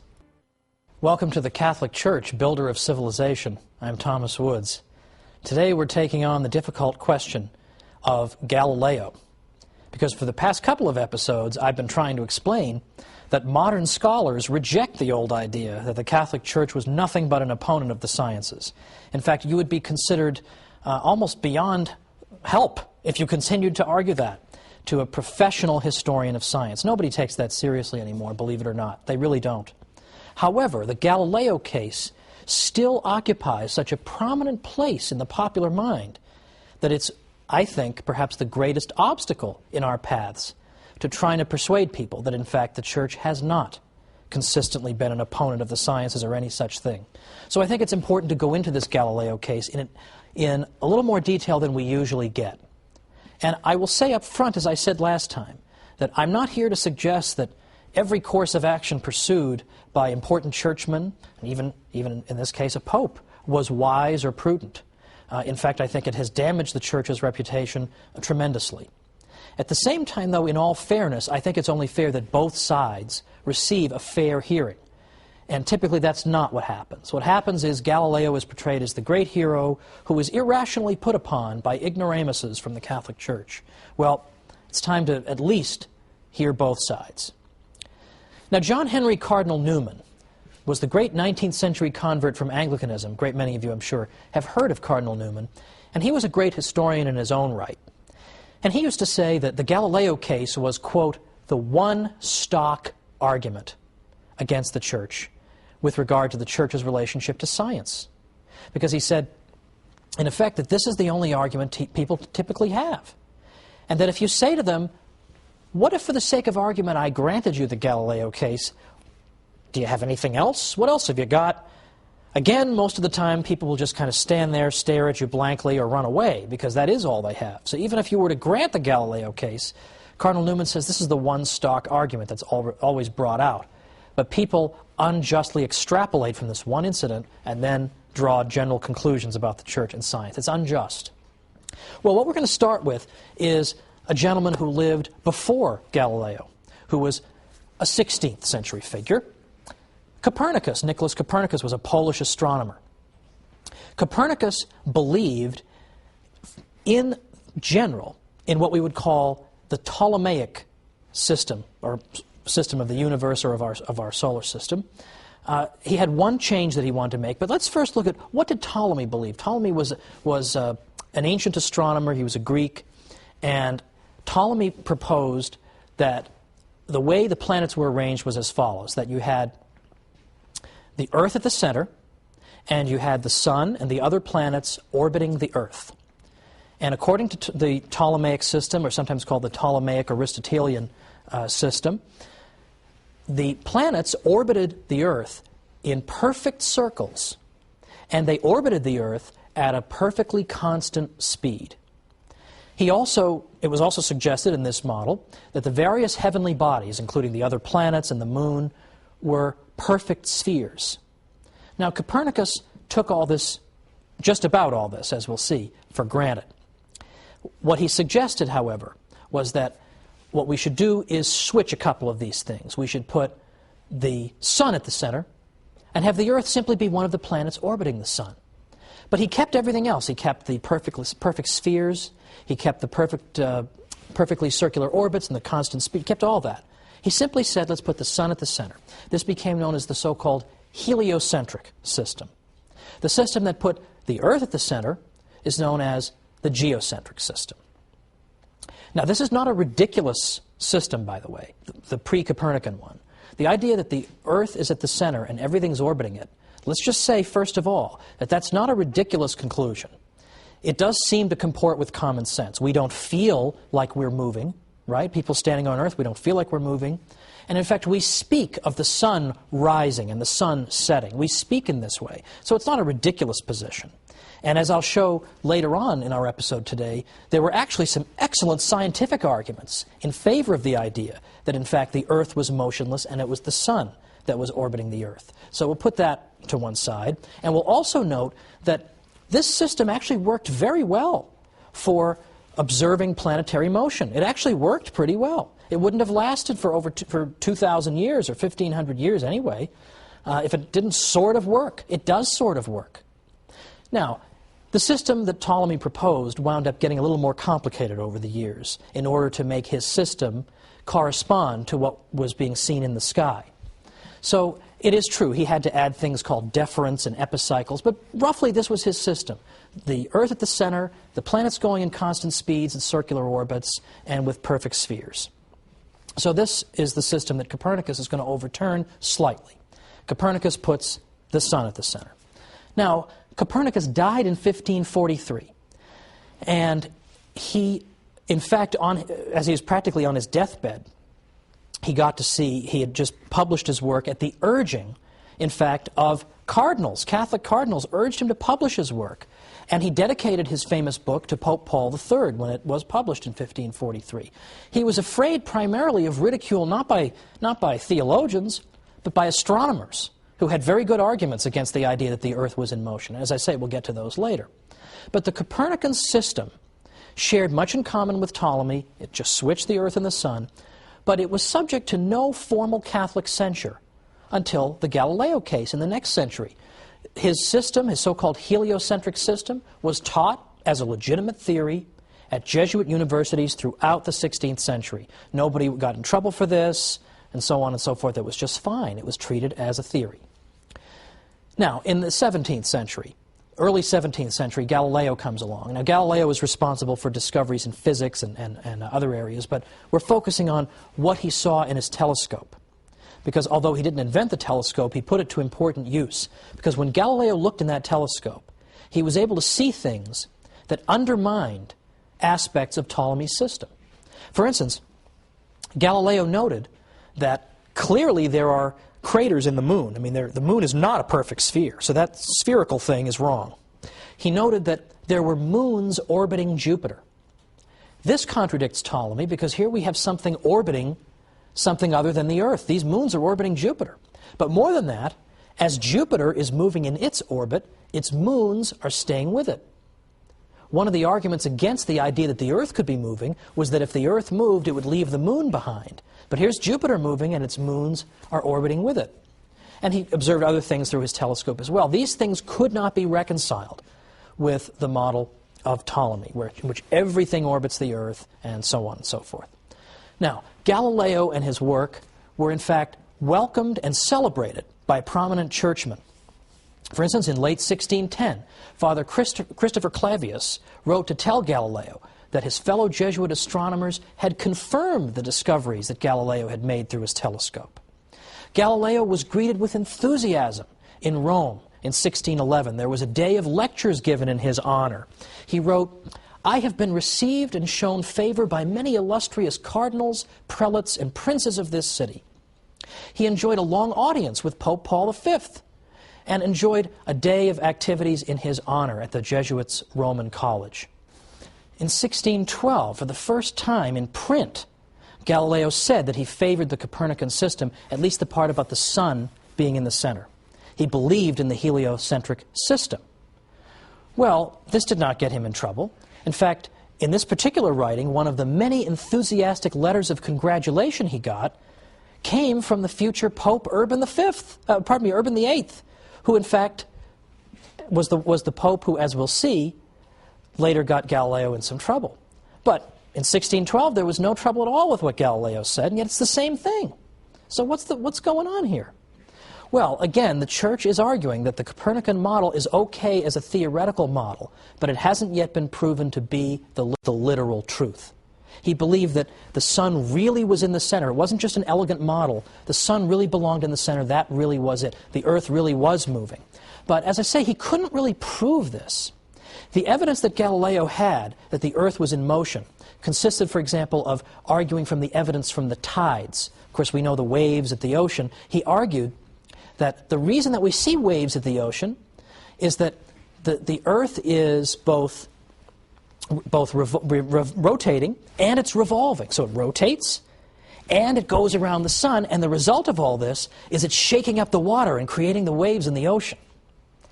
Well, if that sounds like a silly explanation, that's because it is. So people didn't necessarily buy that. But meanwhile, Galileo was walking around claiming that all biblical verses that make it sound as if the Earth is motionless need to be reinterpreted. This was the problem. Can a layman just run around demanding the reinterpretation of biblical verses on the basis of a scientific theory that he can't even prove? And this was at a time, remember, when the Protestant Reformation was not exactly yet a distant memory. And Protestants were always hounding the Catholic Church for not giving the Bible its due and not listening to the Bible enough. So here's Galileo going around saying the Bible's got to be reinterpreted. So let's come back and try and make sense of what ended up happening to Galileo and who was right and who was wrong. Talking about Galileo, and before the break we noted that Galileo believed very passionately in the Copernican model, by which he meant that the sun was at the center of our solar system, so to speak, and that the Earth was one of the planets that orbited it. But as I also suggest, that he did not have ironclad proof of that by any means. And if you talk to any historian of science who knows anything about the 17th century, he will tell you that the geocentrists, those who disagreed with Galileo and put the Earth at the center, still had a very good and reasonable scientific argument. And I want to amplify that point and just show that it wasn't a question of complete morons irrationally opposing Galileo, and Galileo being a wonderful genius who has to tolerate all these stupid ignoramuses. To the contrary, they had extremely good arguments that he could not answer. The main argument involved something called stellar parallax. Now that sounds very complicated, but you'll be amazed at how simple it is. Let's first just look at that word parallax. This is a phenomenon that we're all familiar with. We see it every day. Parallax shift works as follows. Let's suppose, for lack of a better prop, that this candle is my mother, and I'm on a merry-go-round as a child, and I'm looking at my mother watch me go around the merry-go-round. And let's suppose that over in the distance there's a tree over here. But let's say that over here there's a hot dog stand. So here I am, I'm going on the merry-go-round, and I'm looking at Mom, and I'm waving, and when I get to this part of the merry-go-round and I look at her, I see her against the tree. But when I get to this part and I look at her from this angle, I see her against the merry-go-round. Well, I don't say to my mother, hey, how come you're shifting around while I'm on the merry-go-round? I just know that in each case it's because I'm looking at her from a different angle. When I look at her from this angle, I see her against the tree. When I look at her from this angle, I see her against the hot dog stand. This is called a parallax shift. It's why if you look at a close-up object against a background, and you look at it with one eye, and then you look at it with the other eye, it seems to shift against the background. It's not because the object is actually moving, it's that you're looking at that object from a slightly different angle when you look at it from either of your eyes. Now, stellar parallax simply means a parallax shift that involves stars. And here, I'm going to refer you now to this diagram. What we see here in the diagram, you'll see on the left-hand side there are two human eyes. A little disturbing, but just work with me here. Look at the top eye in the upper left-hand corner. When that eye is looking at the object in the middle is that yellow star.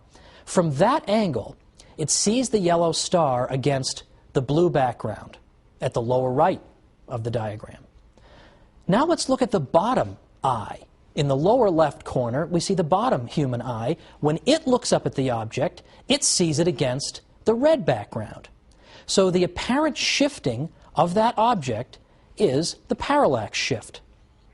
Now let's look at our second diagram. This one is portraying outer space.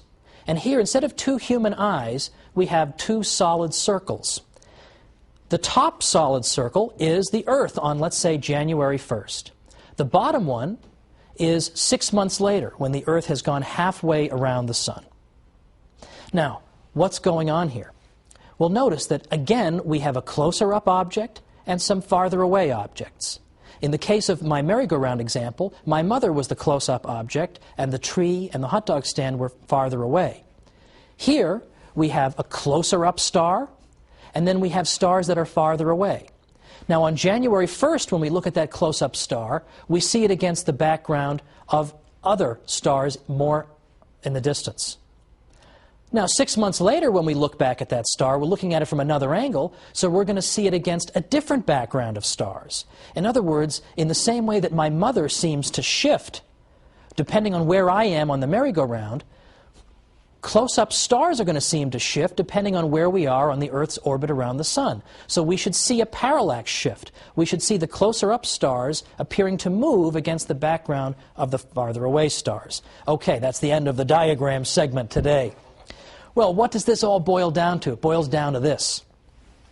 That in fact, at that time in the 17th century, geocentrists were making that argument. They were saying, okay, Galileo, if you're so sure the Earth is going around the sun, how come we don't see parallax shifts? Now, that's not a stupid argument, is it? Does that sound like a dumb guy argument? That's a very sophisticated argument, isn't it? But Galileo had no answer for that. And again, the church's attitude was, if you can't prove to us that this is absolutely true, then the best we can do for you is say you can use it as a theory, but you certainly can't go around saying, well, the whole Bible needs to be revisited and reinterpreted. You can't do that till you prove it. And as I say, it had not been proven. The stellar parallax question had not been dealt with. And in fact, it wasn't until a very long time afterward that we got sensitive enough equipment to be able to detect the parallax shift. It is there, but the distances involved, with the stars being so far away from us, were so much greater than anyone thought. No one had any idea they'd be so far away. No one realized that the parallax shift would be so tiny because of the distances involved. It looked as if there were no parallax shift, and so therefore the Earth is motionless. So I think that's important, just as a matter of justice, to point out that these were not just stupid heads. That's a serious objection to Galileo. Now, Galileo refuses the compromise that's offered to him, whereby you can teach this as a theory, but at this point, it has not been proven. And again, the Church, as I said, is sensitive to Protestant charges that Catholics aren't paying proper regard to the Bible. So you have all these factors at work. Cardinal Robert Bellarmine said, look, if there were a real proof that the sun is in the center of the universe, that the earth is in the third heaven, and that the sun does not go round the earth, but the earth round the sun, then we should have to proceed with great circumspection in explaining passages of Scripture which appear to teach the contrary, and rather admit that we did not understand them than declare an opinion to be false which is proved to be true.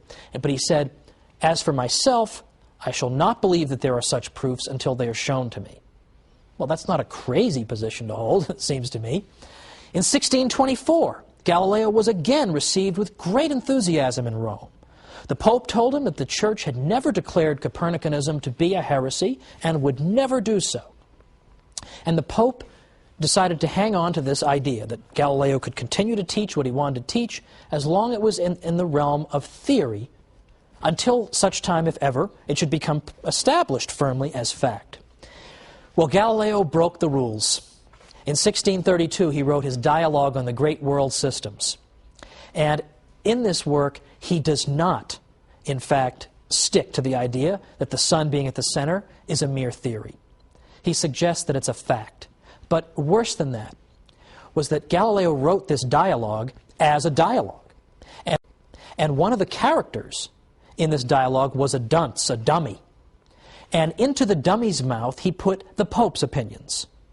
Well, you're not exactly going to ingratiate yourself into the Pope's favor by taking his view and putting it in the mouth of the idiot. But this was sort of typical of Galileo, who had a very, very, well, some might say, aggressive kind of way about him. He had a very irascible nature. He had a personality that left a bit to be desired sometimes. So, for instance, if you disagreed with Galileo on something like the nature of sunspots, he would come out and publicly call you a blockhead. But this was not a subtle person. And there's no subtlety at work when you take the Pope's opinion and you put it in the words of the fool in your dialogue. Well, Father Greenberger, who was a Jesuit, who was a big fan of Galileo, had said that if he had just kept to the idea that this is a theory and had not tried to make it stick as absolute fact before it could be proven, there would never have been an issue. But what seems to have happened here, the way I read it, is that you've got several factors coming together simultaneously to bring about this unfortunate outcome in the Galileo case. You have the fact that Galileo can't actually prove this, and that there is a very good argument against it, the parallax shift argument. He can't answer that. You have the fact that Protestants are putting pressure on Catholics, saying you've got to stick to the Bible, you can't just indiscriminately go and adopt novel interpretations unless you've got a really good reason. And then you have this clash of personalities between Galileo and the Pope. And that's a big problem as well. It's the way human nature is. Because we all, as we've seen, this Pope, Urban VIII, had previously praised Galileo, had had no problem with Galileo publishing the Copernican theory, and even assured him that the Church would never condemn this theory. So it can't just be that the Church refuses to allow evidence or refuses to allow science. This was all allowed. The Galileo tragedy occurred because of the convergence of all these factors. Now, that doesn't excuse what happened. Galileo was, in 1633, told that he could not publish in this area at all. Does not excuse that. But on the other hand, it helps us to understand it a little bit better, and that's important too. Now, a good many scholars have begun to argue that people at the time, at least some of them, understood that the sentence against Galileo was intended in large part personally against him. Because, for example, Father Boscovich, whom we talked about last time, the father of atomic theory, openly used the idea of a moving Earth in his work, and he never got in trouble, was never hauled before any church tribunal. So, as I say, a great many people have said that it was aimed personally at Galileo. Now, having said all this, as I say, my purpose here is not to say that there was no wrong done or that this episode is something to celebrate. But at the same time, I think we can understand that what actually happened here was the fruit not of any mythical Catholic hostility to science, but merely the unfortunate convergence of a variety of factors occurring at the same time.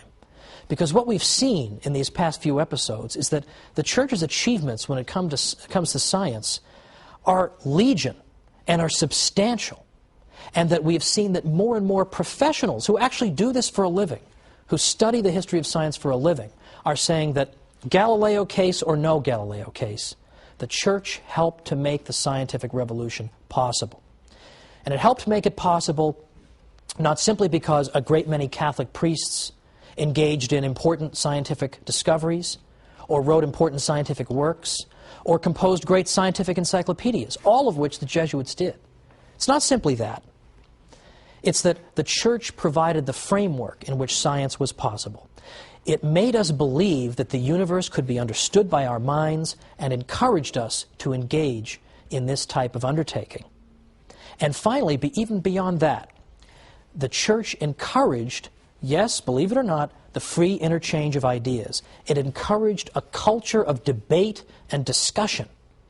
That was the culture that was fostered in the university system of the Middle Ages. And that's what we're going to look at next time. In the universities, we see the Western tradition of rigorous, rational debate back and forth to discover the truth taking root. And who was the great patron of that university system? The Catholic Church.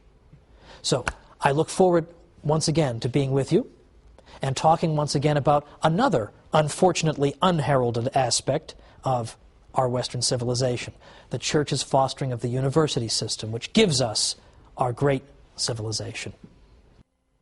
Welcome to the Catholic Church, builder of civilization. I'm Thomas Woods. This week we're going to be talking about the development of the university system and the spread of learning throughout Western Europe, which are developments that are typically thought to have taken place rather in spite of the Catholic Church instead of because of it. But as usual, we're here to overturn the conventional wisdom. Now, for a long time, it was said that a dark age descended upon Europe with the rise of the Catholic Church to prominence following the decline of the Roman Empire. That for 1,000 years there was nothing but backwardness and darkness in the West. We've perhaps all heard this. But today, more and more we see historians are scaling back the time period that they would designate as dark. No one in his right mind refers to the 1,000 years from the late 400s to the 1400s as dark. Only a lunatic would call, for example, the 13th century dark. In fact, there was a great book written once called The 13th Greatest of Centuries. Now, it is true. There was a dark period after the fall of Rome. There was a time where education declined, culture declined, civilization declined. But was that the fault of the Catholic Church, with barbarian groups in control politically of various parts of Europe? Was that the Church's fault? Now, it's interesting to note what historian Will Durant said. Now, who is Will Durant? Why do we care what he said? The interesting thing about Will Durant is not only that he wrote a zillion books, he was the Stephen King of history, he seemed to be writing, sitting at his typewriter 24 hours a day. What's significant about Durant is that he was an agnostic. He had no dog in this particular hunt. He was not out to defend the Catholic Church, and sometimes he could be kind of vicious toward the Church. But even Will Durant understands that it's not fair to blame everything that goes wrong in Western Europe on the Catholic Church. Durant said, the basic cause of cultural retrogression was not Christianity, but barbarism. Not religion, but war. the human inundations ruined or impoverished cities, monasteries, libraries, schools, and made impossible the life of the scholar or the scientist. And then he says, perhaps the destruction would have been worse had not the church maintained some measure of order in a crumbling civilization. Well, even in the midst of the crumbling, the church did everything she could. And on another episode, we will look at the role of the monks. The monks did so many things, we should have 100 episodes on them. We'll have one. But that's for another time. For now, let's note that in the 8th century and the 9th century, Catholics are going out of their way, Catholic bishops, to build schools. Charlemagne, the great emperor of the West, ordered the various cathedrals to open schools, as I mentioned in a previous episode. After Charlemagne, 9th century bishops and local church councils called for the opening of schools. This was the great age of the copying of Latin manuscripts from the ancient world. Kenneth Clark is the author of the great classic book called Civilization, and he says this. He said, people don't always realize that only 3 or 4 antique manuscripts of the Latin authors are still in existence. Our whole knowledge of ancient literature is due to the collecting and copying that began under Charlemagne, and almost any classical text that survived until the 8th century has survived until today. Well, there's something to credit the church with, don't you think? In fact, the 8th and 9th centuries saw the beginnings that were unfortunately snuffed out, of a kind of cultural revival that was known as the Carolingian Renaissance. And here we saw the attempt to bring back learning and culture. And we see, for instance, the copying of manuscripts, which is important. We see, in addition to that, the development of something called Carolingian minuscule. Carolingian minuscule was a kind of writing. Before the existence of Carolingian minuscule, you would see writing that had only capital letters. And if you ever get an email from somebody who sends you an email in only capital letters, and you just can't bear to look at it, who is this barbarian writing to me in all caps? It's annoying, it's hard to read, it takes longer to write. They also had no spaces between the words before Carolingian minuscule, no punctuation. So imagine just a big block of capital letters. That's a lot of fun to read. Beyond that, because of geographical isolation, people in this part of Europe, rather than this part of Europe, would develop their own script that was largely indecipherable to people from another part of Europe, whereas it was monks who helped develop what was called Carolingian minuscule. Minuscule because it introduced the idea of lowercase letters. It also introduced spaces between the words, punctuation, and it constituted a single script, a single standardized kind of writing, so that people could travel throughout Western Europe and could understand each other. Well, that's no small contribution. That's one of the great contributions to the cause of literacy in the world. And that came out of this Carolingian Renaissance. Unfortunately, the Carolingian Renaissance died a premature death, largely because of more waves of invasion by still other barbarian groups.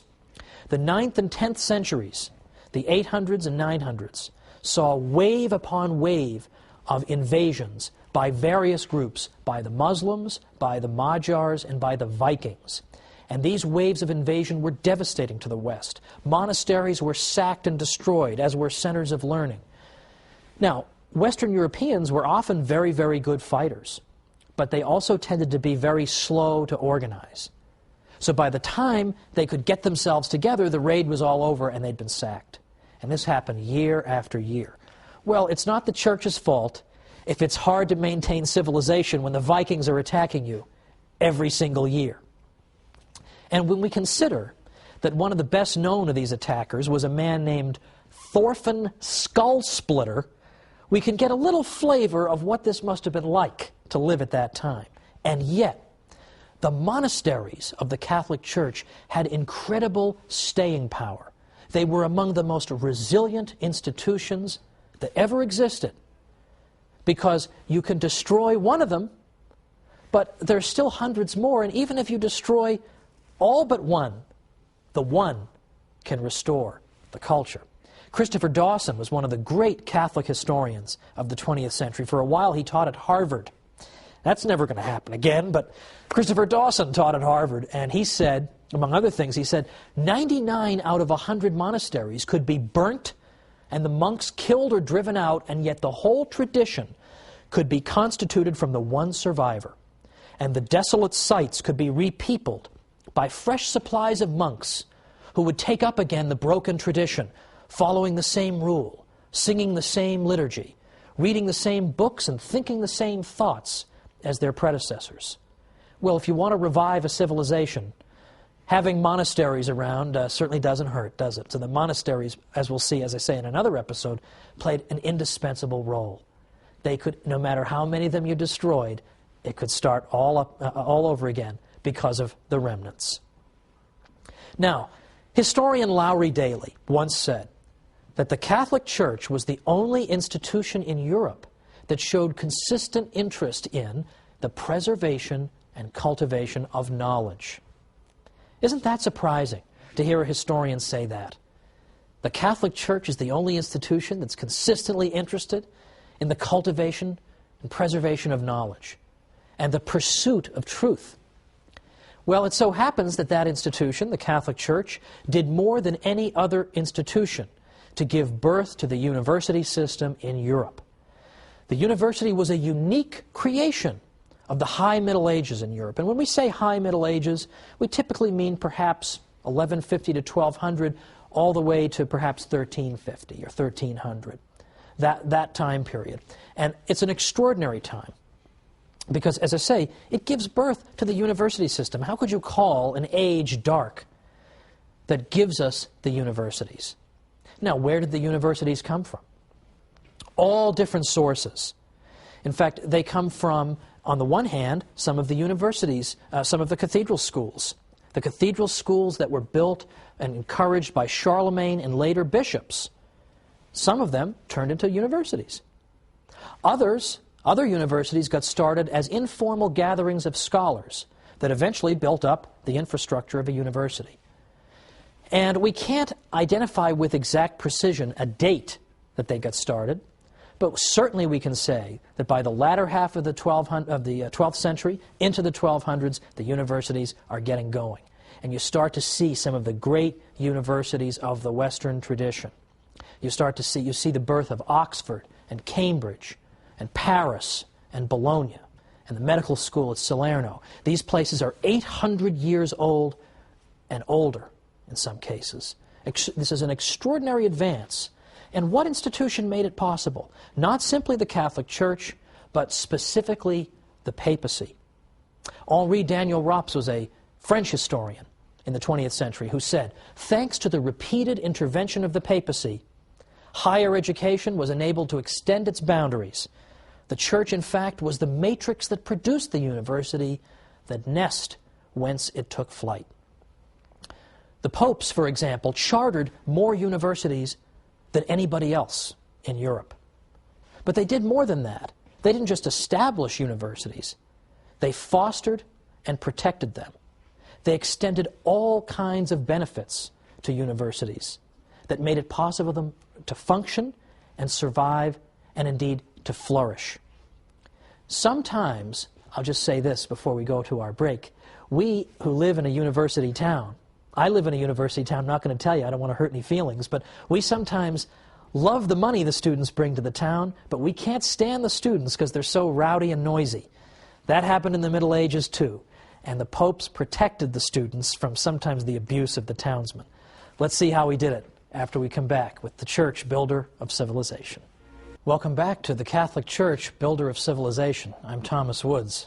Before the break, we were looking at the development of the university system in Western civilization and noting that the Catholic Church played a larger role than any other institution in spreading knowledge, cultivating the pursuit of knowledge, and allowing the university system to blossom. There was no institution that did more, and the papacy in particular consistently intervened. Now, right away, as early as the 1200s, as the universities are forming, we already see the characteristics of modern universities. They were not absolutely identical to our modern universities, but we see important similarities. For instance, that we had the same distinction between graduate and undergraduate education that we have now. We had the idea that you go and you pursue a fixed course of study, upon the completion of which you receive a degree. All these things were features of the medieval university. Now, in the ancient world, they had schools, of course, they had academies, but they didn't have quite these features that I've described. And typically, if you belonged to an ancient academy, it meant that you belonged to the school of thought that dominated that academy. Whereas in the medieval university, there was no reigning school of thought. Instead, you had vigorous debate back and forth on a variety of subjects. But just before we went to the break, I specifically pointed to the role of the popes. How did the popes help to foster the universities, apart from chartering more universities than anybody? The popes also extended the benefit of clergy to students. Benefit of clergy is a privilege that was extended typically, of course, to clergymen, which said that if you were to harm a clergyman, it would be considered an especially heinous offense. Also, benefit of clergy meant that if you were a clergyman, you could have your case heard in a church court rather than a local secular court. Well, this benefit was extended to the students at universities because, as I suggested at the break, sometimes the local townspeople didn't really like the students, just the way they are today. A lot of people today look at the university students and they say, I like the fact that they've brought mom and dad's money to my town and they're ready to spend it on all kinds of ridiculous nonsense. However, I don't like the fact that they keep knocking over my mailbox. I mean, why would you get pleasure out of knocking over my mailbox? This sort of thing. People love the money and they hate the students. That's exactly how they felt in the Middle Ages. So sometimes the students would find themselves being hauled into some local court on trumped-up charges and just being harassed in general. The Pope prevented that from happening and allowed the life of the university to flourish by extending benefit of clergy to the students. Any time there was any need to intervene in the university system, if there was some kind of problem, people knew you appeal to the Pope and he will resolve it. In fact, on numerous occasions, the Pope had to intervene to ensure that the professors' salaries were being paid. Now think of how pro-Catholic European universities would be today if Pope Benedict could do that, if he could intervene and get them a raise or something. Well, anyway, those days are gone. However, it is important to recognize that among the universities that were chartered by the Pope, there was something called, in Latin, and I'm using the church pronunciation, ius ubique docendi, which literally means the right of teaching everywhere. What that means is that if you got a degree at a university that the Pope had founded, had given its charter to, that you had the right, automatically, no questions asked, to go to any university in Western Europe and begin teaching. No questions asked. So that begins to foster the idea of an international scholarly community, because somebody coming from this university can just go and teach over at this one. And we begin to get fruitful intellectual exchange. Now, some people, I'm sure, have a sort of caricatured view of what intellectual life must have been like in a medieval university because, for instance, it's sometimes said that, oh, of course we had universities, but the professors had to toe the line, right? They had to say whatever the bishop wanted them to say, or the Pope, or they were always hemmed in and they couldn't just say what they wanted to say. That is so false that it would take forever to refute it. To the contrary, as any impartial historian of the universities will tell you, to the contrary, the intellectual life of these universities was very vigorous and robust. There was hardly any question that was not rigorously debated at the medieval university. Now, it's true, there were broad theological limits within which this debate took place, but within those limits, it was open season for various questions being debated. I mean, arguably, there was more rigorous debate in medieval universities than there are when we see in universities today. I mean, in universities today, we all know you have to walk on eggshells, you're not allowed to say certain things, or you're not allowed to defend certain types of people or defend the Catholic Church. We all know that. You didn't have that in the medieval university. You had rigorous, vigorous debate going on back and forth. In fact, what you would see in the afternoons after the professors would give their morning lectures was that a professor would get up before the entire assembled university community and he would do something called determine a question. That is to say, some controversial question would be debated by skilled debaters on both sides of that matter. And they would both make the strongest cases they could for their own positions.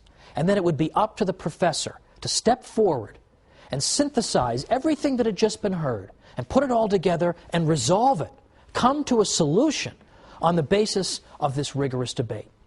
That was called determining a question, and that took place in the afternoons. Now, I would like to see a modern university try something like that, but you won't see it because the professors are all tenured and they want to just sit in their offices and type entries on their blog, so they're not going to want to do that. But that was what the university system was like, and if you wanted to get a degree in a medieval university, you had to do that too. You as a student had to stand up there in front of the whole university community and determine a question. That's hard. That's difficult. Now consider also that we can see the debating nature of our Western civilization. We can see it evident in the writings of this time, the writings of the early centuries of the university. Take, for example, the great St. Thomas Aquinas, who is admired by all civilized people everywhere, in effect. Look at St. Thomas. Look at the way he debated with people. First of all, if you look at his Summa Theologiae, or Summa Theologica, you see that it's arranged according to questions and answers. Thousands of questions he raises. Incidentally, I used to put on my quizzes, yes, I'm admitting on camera that I gave multiple choice quizzes at the college level. I did that just to make sure they read their books, which they didn't, but I gave them the quizzes all the same. And one of the wrong answers I gave was, the church told people not to ask questions. Now, if you were even slightly listening to anything I was saying, there's no way you'd circle that answer. You wouldn't believe how many of them would circle it. I could have spent the whole semester standing up there saying the church fosters a culture in which questions were routinely asked. Wouldn't have made any difference. They've already been told the church hates knowledge. And so they all circled the wrong answer. Well, in any event, St. Thomas Aquinas asked question after question after question. And if you notice the style of his writing, you notice the organization of it. He and other scholastics debated things in this way. They would take some question, and then they would consider all the possible objections to their own position and list them out. And then they would explain their own position. And then they'd go back and they'd answer the objections. And he did this for question after question after question. It's an extraordinary achievement. It's fascinating reading. And what's great about it is that St. Thomas was generous toward his opponents. St. Thomas wouldn't just make up some ridiculous argument, attribute it to his opponents, and then say, aha, I triumphantly answer this person.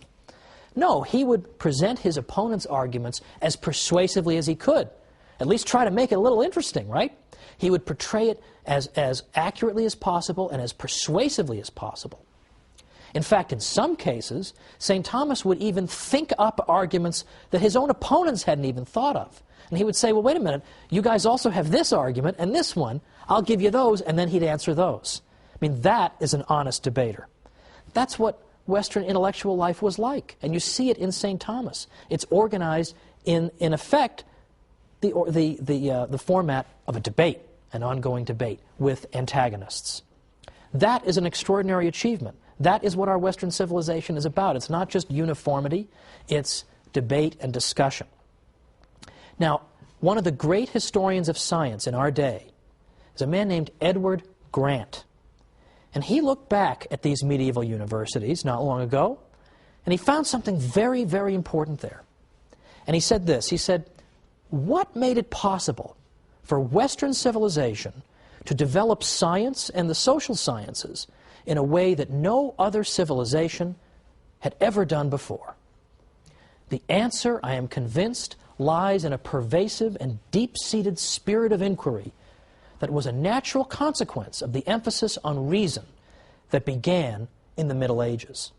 With the exception of revealed truths, reason was enthroned in medieval universities as the ultimate arbiter for most intellectual arguments and controversies.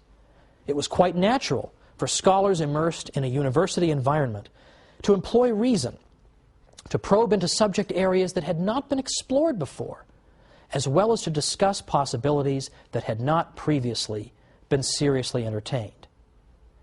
And Professor Grant went on to say that the commitment to reason and rational discussion that we see in the Middle Ages and that we see in our modern world, this is one of the great gifts of the Latin Middle Ages to our world.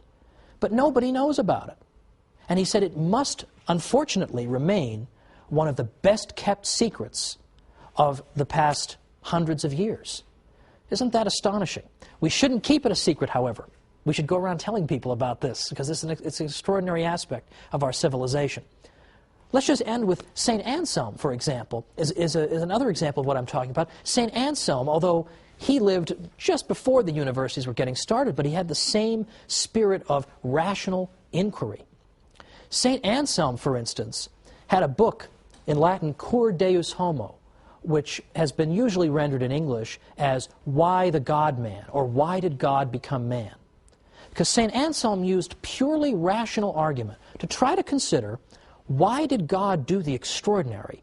Why did he become man and dwell among us? If he wished to reconcile the human race to himself, why did he not simply make a declaration from heaven? Why did he become man? And St. Anselm explained this by using his own reason, thinking about it.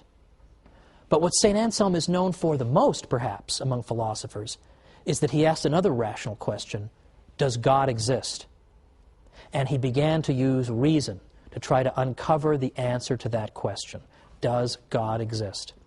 St. Thomas picked up this question, of course, and he had 5 ways that he used to demonstrate that God existed.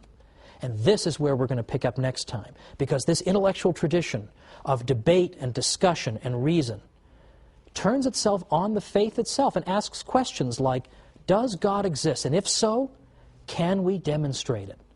And I'm going to suggest that they did it. How did they do it? We'll see next time on The Catholic Church, Builder of Civilization. See you then.